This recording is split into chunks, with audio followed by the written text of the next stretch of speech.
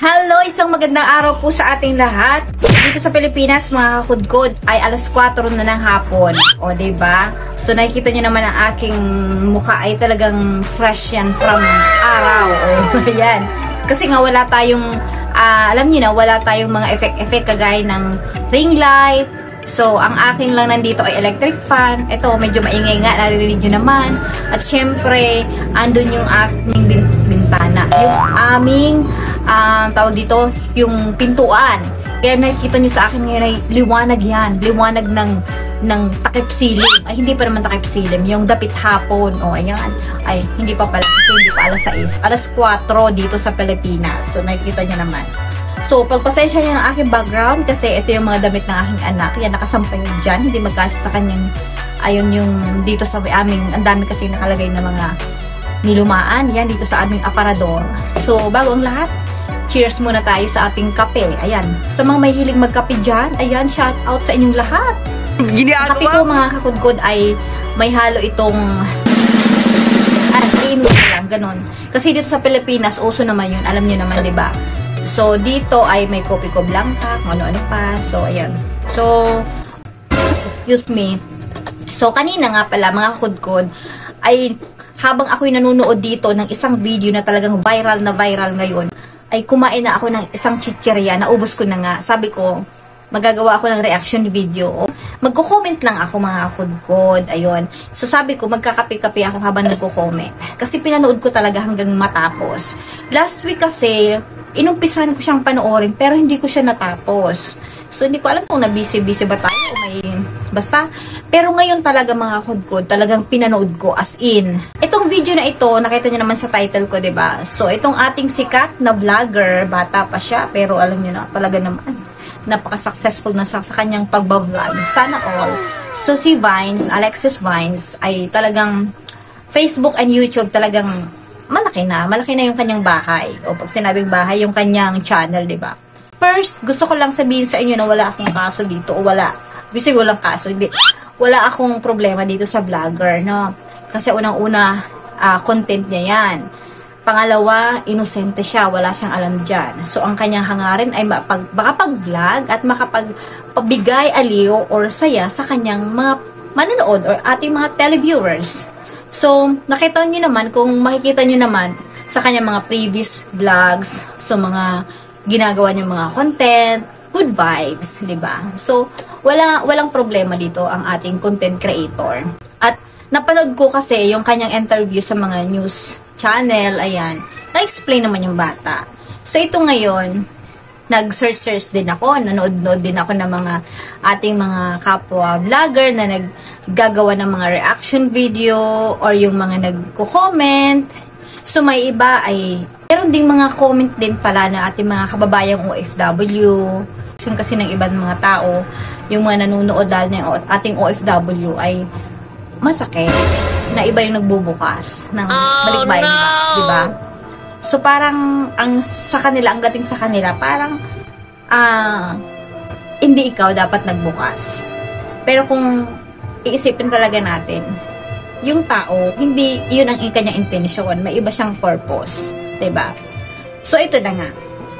Itong video na ito na unclaim balikbayan box na in-unbox ng ating kapwa vlogger, ayan, ay talagang napakalaking issue lalo na sa mga OFW na talagang naghirap.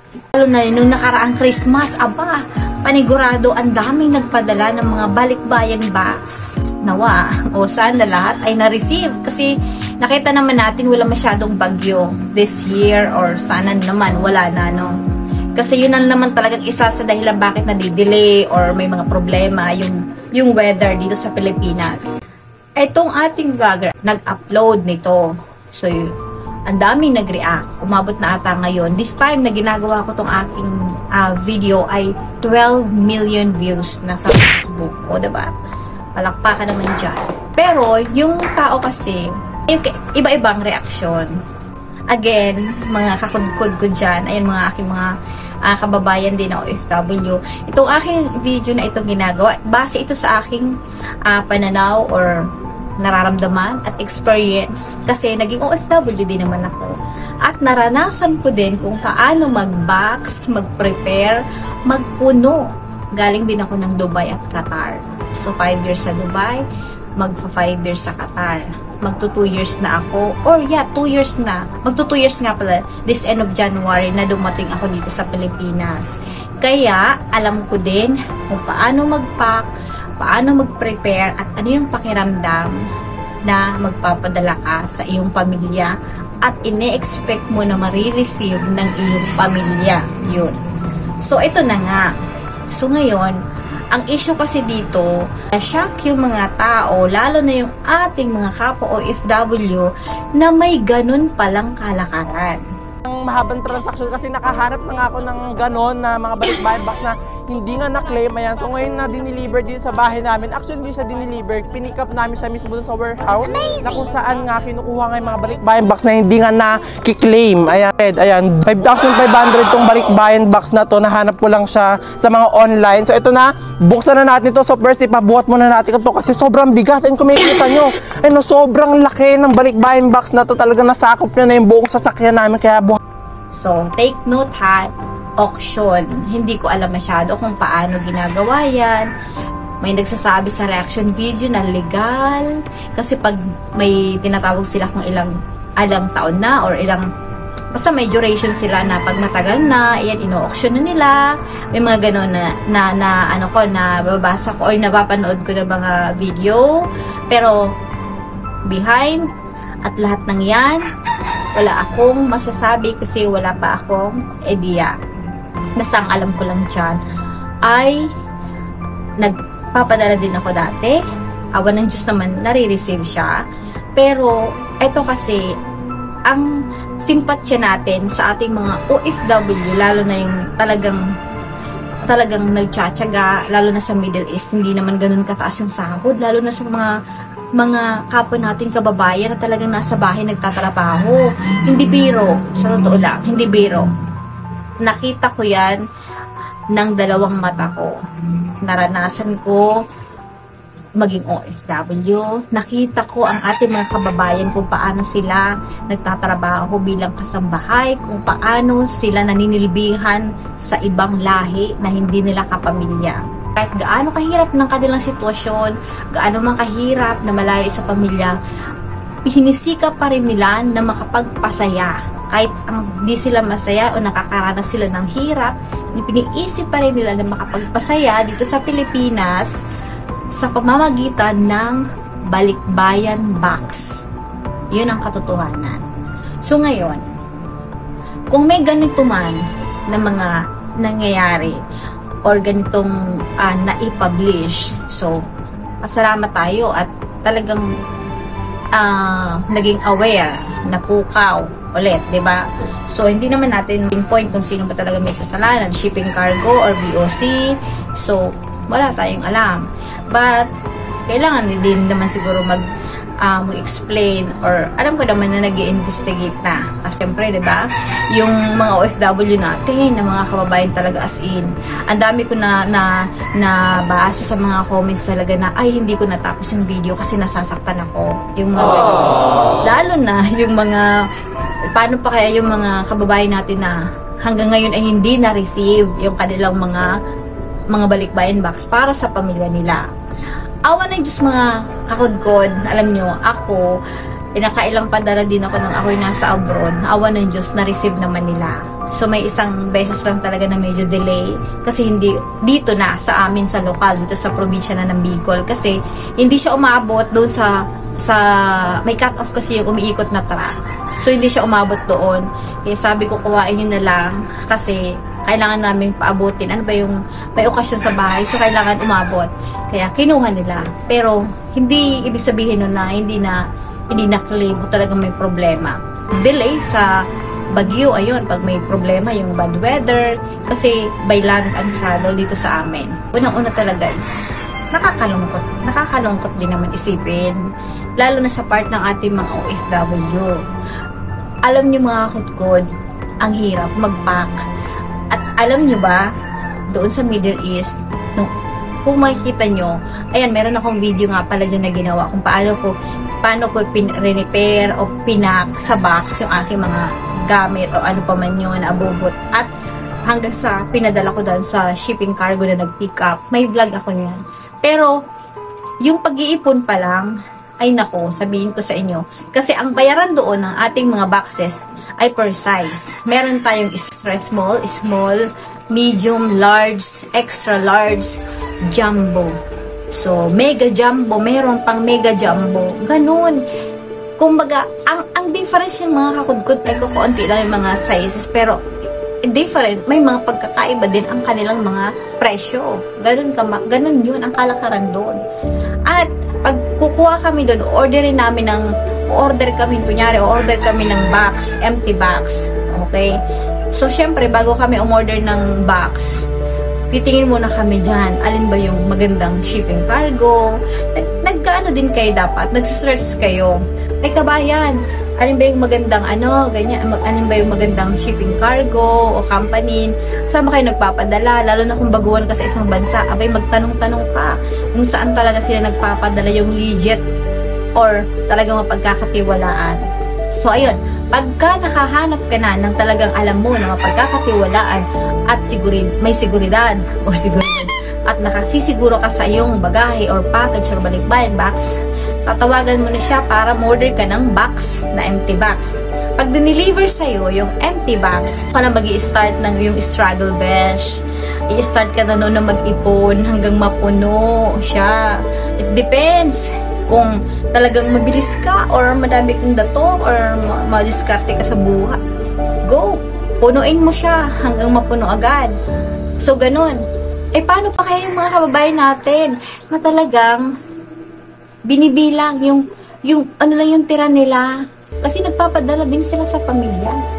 Nagpapadala din sila monthly. So, yung mga natitira o ano pa man yan, yung inilalagay na nila sa box. At ako, mga kakudkod, nung ako'y nagtatrabaho doon, lalo na kung nasa market ako, yung cashier ako dati sa Dubai, nag-aabang ako ng promotions, yung mga offer or yung sales, para makatipid, para marami kang mailagay. O imaginein mo yun, kunyari sa isang buwan, isang beses ka lang sumasahod. O diba, buwan nang binibilang, hindi lang araw. Sa pag-ipon pa lang ng box, yun ang realidad. At, eto pa, pagka marami na, minsan nakaka-stress din, alam nyo ba? Kasi lalo na pag kinuha mo yung malaking box, yung jumbo or mega jumbo, siyempre matagal-tagal yun. Ka-challenge na punuin. Dito sa video na ito, malaking box to, parang mega jumbo box. So, imagine nyo. Siyempre, pagka, kunyari, na-estimate mo na siya na medyo kakasya na doon sa box mo, di ba? Kasi ako, ginagawa ko, sige, lagay lang sa box. Saka mo na ayusin yan. Pag alam mong, kunyari, okay na to, mapupuno na, puno na sing box ko, doon ka na mag-i-start na ayusin, salansanin isa-isa, lagyan ng tape, balutin, o ano pa mga safety precautions, ano yung gagawin mo para lang maging maayos yung box, yung pagkakaayos ng box. Hindi madali ang pag-aayos ng box, mga kakudkod, alam nyo ba? Hindi lang yung pasok ka ng pasok, walang ganon. Ang paglalagay ng box, ang pag-i-impake ng balikbayan box, talagang may rules din, mga kakudkod. Ayan ang tip ko dyan. At alam niyo na ating mga kababayan ng mga OFW, pag kami nagpapak ng mga items sa loob, as in walang awang, siguraduhin mo na siksik, liglig at umaapaw. Ayun. Kasi pag yan ay may awang ng konti, pag yan ay nag-aalog-alog, siyempre nagdi-deliver, bubuhatin, ganyan, magkukompress yan. So pag yan ay nagkaroon ng awang, lalo na kung ang mga item mo ay may mga mababasagin or may mga dilata ka, pag nag-umpog-umpog ganyan, basag. So, ganun kami mag-ayos. Kailangan, siksik talaga yan, walang awang. Kaya nakita nyo naman, sabi niya is mabigat. Nung dinadala ng yung binitbit nila, mabigat. Mabigat talaga yan. Kasi, ang OFW, pag nagpapadala yan or nag-a-arrange ng box, siksik yan. Walang awang. Ganun ang sekreto kung bakit. Yun ang sekreto ng pagpapak. So, may mga strategy yan o mga technique kung paano mag-pack. Hindi madali. Kung ganun kalaki, nako, may tendency talaga, alam nyo, umaakit ako, pumapasok ako doon sa loob para lang maayos mo. Hindi yung 3 points ka lang dyan. Walang ganon. Walang mekos-mekos dyan. Pag nagpapak ng mga balikbayan box, talagang kailangan ipinag-iisipan din. Pinagpapawisan. Yes, pinagpapawisan. Kasi sa Middle East mainit. Kung ikaw ay nagpadala ng summer, imagine mo yun sa labas. Syempre, pag kunyari, naka-accommodation ka, bed spacer kayo. So, saan mo ilalagay yung mga gamit mo? Minsan, pag kami nag-iipon sa ilalim ng kama, pagka okay na, or dun sa, sige, pasok ka lang ng pasok sa mga box. Pero pag yun ay talagang aayusin mo na, girl, or beshi ko, ay, nako, doon ka sa labas mag-ayos. Kasi, madami. O hindi kayo ang magamit mo, alangan ikalat-kalat mo dyan sa loob ng inyong accommodation. So, doon kayo sa labas. Maswerte ka kung pati terrace ng inyong accommodation may aircon. Kung wala, ayun, tagaktak ang pawis nyo. Kailangan kong ipak. Kasi kailangan mo nang ipadala. At ito pa, pag nagpapadala kayo, kailangan may kasabay ka din. Di ba? Sabay-sabay kayo din dyan. So, masaya, pero yung pagod nyo, nawawala din kasi ganon. Lalo na, kung nare-receive ng family mo, yung pinaghirapan mo, ang laki talaga, ang laking, alam niyo yung ginhawa, yung ang sarap sa feeling ng mga OFW. Ang katotohanan dito, hindi lang nawalan ng pera, hindi lang nawalan ng gamit, kasi yun na nakukuha. Ang pinaka talagang importante dyan, na pinapadala kasama ng balikbayan box ng OFW, yung puso nila kasama dyan. Yun yung parang pagmamahal nila sa kanilang pamilya na ipinapadala nila para maiparamdam nila doon sa mga kamag-anak or pamilya nila, lalo na sa mga anak na naiwan dito sa Pilipinas. Lalo na pag mga nanay, nako, sabihin ko sa inyo, nak, may papadala ko sa inyo. Nak, anong gusto mo padala? Ilalagay ko sa balikbayan box. Anong gusto nyo? So, ganon. Kasi, yun ang kaligayahan ng mga OFW. Yung ipapadala nila. Yun ang nagpapatanggal. Yun ang nagpapatanggal ng pagod ng mga OFW. Yung makita nilang masaya ang kanilang pamilya sa Pilipinas. Yung OFW, ang balikbayan box, tatak yan ng OFW. Kasi, yan na andyan yung puso nila na ipinapadala. Yun yung way nila kung paano nila maiparamdam sa pamilya nila or sa mahal sa buhay dito sa Pilipinas ang kanilang pagmamahal. Kape muna tayo. Ayan. So, sa mga OFW dyan, lalo na yung mga talagang nagsisikap sa Middle East, lalo na nabuhay po kayo. Maraming salamat sa inyong pagtsitsaga. Ayan. At alam naman natin yung OFW, di ba? Isa din yung sa contributor sa economy ng ating Pilipinas. O, di ba? So, kaya malaki din talaga ang impact nito, lalo na sa mga OFW dito sa napanood natin. Which is naging aware ang mga kababayan natin. So, sa mga nakaka-relate. Ako kasi nakaka-relate ako. Kaya ito, gumawa ako ng content na ito. Which is talagang gusto ko rin makiisa or makisimpatya sa ating mga ka-OFW dyan. So, nawa ay hindi na maulit or na maging aware din ng ating government, lalo sa mga shipping cargo na responsible talaga na sa mga ganitong issue na yung bakit hindi nakakarating yung mga balikbayan box ng OFW. So, imagine ilan kaya ang hindi nakiklaim or sinasabing unclaim na dapat nga undelivered, hindi unclaim, no? Delivered kasi hindi na deliver, di ba? Which is true kasi nagbayad yung OFW doon pa lang sa shipping company nila sa ibang bansa para makarating sa bahay ng pamilya ng OFW. So, yung unclaimed kasi, yung OFW hindi claim. Hindi naman pwede kasi ang pinayaran ng OFW hanggang bahay. Hindi naman ang pamilya mismo ang kukuha ng balikbayan box doon mismo sa office sa Manila. Which is wrong, di ba? Ay maging okay naman, maging okay na, no? Lalo na ang ating mga kababayan talaga ay nagsisikap malayo. So, talagang napaka-big deal yun sa mga OFW or sa ating mga kababayan, lalo na yung mga nagpapadala ng balikbayan box. Promise, hindi talaga biro. Mahirap magpuno ng box, pero kahit ganun kahirap. Kasi, yun ang kaligayahan ng OFW. So, ibigay natin. Kasi binayaran naman yun ng OFW. Pero hindi naman natin alam kung nagkaroon na ba ng pag-uusap yung shipping cargo doon sa nagpadala. Kasi doon kasi sa ibang bansa, once na nagpadala ka, yung may contact number naman yung shipping cargo, yung pinadalhan mo. So, pwede mong kontakin sila bakit hindi na nakarating or anong issue. So, pwede kayo magkaroon ng usapan kung paano nyo mariresolve yung ganong issue. Hindi natin alam. Itong video na ito ay pasalamat tayo at naging aware, diba? Na baka naman may mga cases dyan na hindi naman talaga na lalaman o naging aware. Kawawa naman. So, at least ngayon naging aware ang mga tao, lalo na yung ating mga kababayan. So, at maging leksyon din naman sana ito, no, sa ating mga yung mga shipping company, yung mga shipping cargo na niya, na wag namang ganun. Wag niyo namang ang tawag dito, itsapera yung mga balikbayan box na pinagpaguran. Pagsumikapan din ng ating mga shipping company or cargo, may bigay din naman yung serbisyong nararapat kasi nagbabayad din yung ating mga OFW na maibigay o maipadala sa mga pamilya dito sa Pilipinas. Yung prices na binibigay nila sa mga boxes, sa kanya kasi kay Vince, na bili niya ng 5,500. So, paano ba yun? Per sizes ba ng box? Kasi yung doon kasi may mga per sizes ang box niyan eh.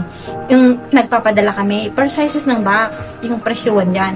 So, paano kaya sila nagbebenta? Ang bintahan, di ba?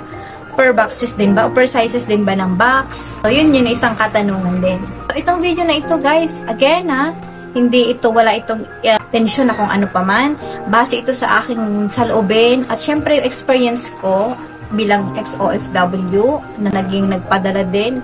Kung ano yung experience kung paano ba magbuo ng box, kung gaano pa kahirap yung balikbayan box na yan na may padala. So, to give you an idea lang naman at paano ba yung mga OFW nagpapadala ng mga boxes, ng balikbayan box sa ating mga pamilya dito at yung nararamdaman ng mga OFW. Again, wala akong issue dito sa ating content creator. Para sa akin, wala siyang kasalanan dito. Diba? So, malinaw naman. Marami naman sa atin na nakakaintindi. At naiintindihan ko rin yung mga OFW din natin na nagko-comment na talaga nasasaktan din sa pag-open ng ating content creator dito. So, hindi naman natin sila masisisi. So, nawa ay maging okay na ang lahat, lalo na yung ating mga pagpapadali dito sa Pilipinas. So, again, thank you so much guys for watching at maraming salamat sa inyong support at sa mga videos ko na pinanood nyo at sa mga subscriber at magsusubscribe. Maraming salamat po sa inyong lahat. Again, 2024, Happy New Year po ulit sa ating lahat. Nawa this year ay magsama-sama pa tayo at maging okay ang ating mga pamilya, ang ating mga dreams ay maging, yun nga, magkaroon ng katuparan. Siyempre, laging good health, diba? Kababayan natin OFW, ayan. Mabuhay po kayo. Ingat-ingat po kayo lagi. Nawa ang inyong mga hangarin o yung mga dreams or mga pangarap sa inyong pamilya. Alam ko naman na pumunta kayo dyan para sa inyong pamilya. Nawa ay matupad lalo na sa inyong mga anak. Alright, so thank you so much. Mabuhay po kayo mga OFW dyan sa ibang bansa kahit nasaan man po kayo sulok ng mundo. God bless everyone. Bye!